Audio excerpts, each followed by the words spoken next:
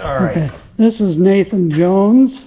I just had him shoe my horse, and I thought he could maybe educate us, those of us who have never done any shoeing or don't understand all the principles of it. What should we look for after our horse has been shoed to determine if it's done the way it should be or not? Well, actually, and this is something anybody can just walk up and casually look at a horse and just see if a horse is balanced, is you want to look at the horse's shoulder, and then you want to look, and so you want to look at that angle. Then you want the angle of your pastern and the angle of the caudal and distal portions of the foot. Those three need to be imaginary parallels on this horse. And then, to achieve that in the hoof, then you want to do what's called backing up the heel and backing up the toe. All right, so there's a lot of people think that the height of the heel is what you want on a horse. You want length, you want surface area, you want some place for your horse to load on. So for a horse to be properly shod, get in, Bubba, is you want your buttress of the heel, and with this shoe on you can't see it easily, but you want the buttress of your heel when the foot is trimmed to end up being as close to the widest part of the frog as you can. And then you want to back the toe up to true breakover. And what I've done also with this shoe, I like to roll the toes of my shoes so that as the horse breaks over, it can drop into that dip and keep the knee flatter. And the flatter you can keep the knee, the better this horse will go in the front. You want ease of efficiency, you want the foot level, you want the horse, you want to support the bulbs, you want to support the limb, give the horse some place to load. So you got to have enough shoe to support the limb, but then you've got to back everything up. And then the frog is always the center of your foot. So what I do, I use that as the center, as the reference point as I'm shoeing, and there can be variance in different sides of the foot, but you want the outer, the horny wall to be same thickness, and I want my toe to be same thickness as forward quarter, but then I'm still going to back that up a little bit to give this horse ease of breakover. Okay. So, and then behind, when a properly trimmed foot, and this is for the vast majority of horses, if he'll just put his foot down here, he thinks I'm going to pick it up here, but I'm not. You want if you're looking at the profile of this horse, you want the cornet band to come up and an imaginary line hit this horse right in the center of the back of the knee, if this foot is trimmed properly.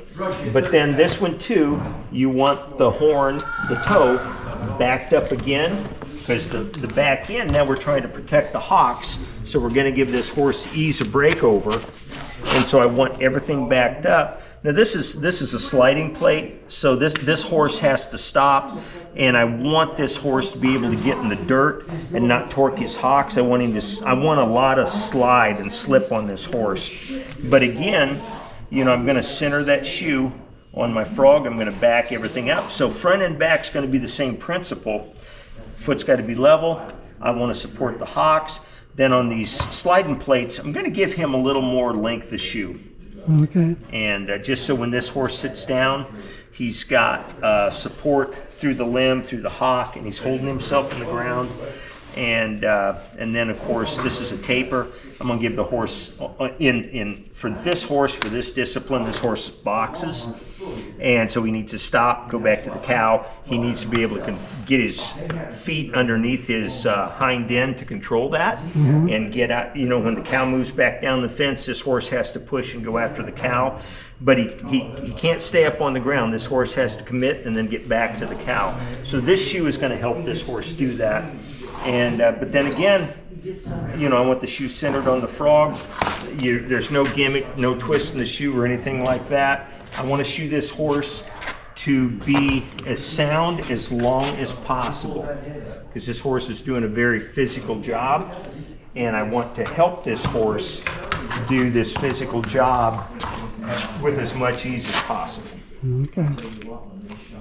Interesting. Now, if this were a gaited horse, for instance, like a foxtrotter, would you trim them differently, like in the front? No, you still have to balance the horse. Okay. Because it's like people mistakenly think that there's some angle for a pleasure horse or a roping horse or whatever.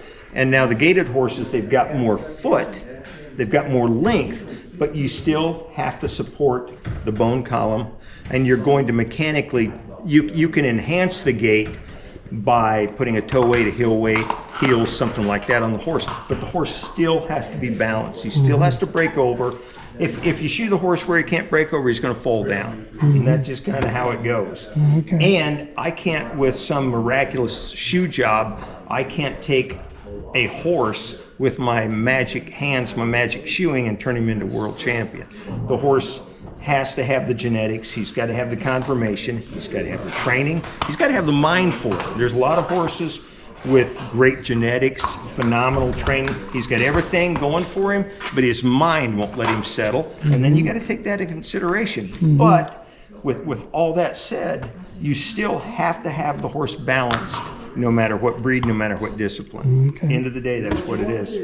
And that's all I know about that. And other than that, now you guys know everything I know about shoeing horses. Okay. Well, thank you, Nathan. Yep, you bet. If you have not yet subscribed, it's time to click the subscribe button. I will try to provide you something of value by informing, educating, inspiring, or entertaining you. It's all free. Thank you so much for watching.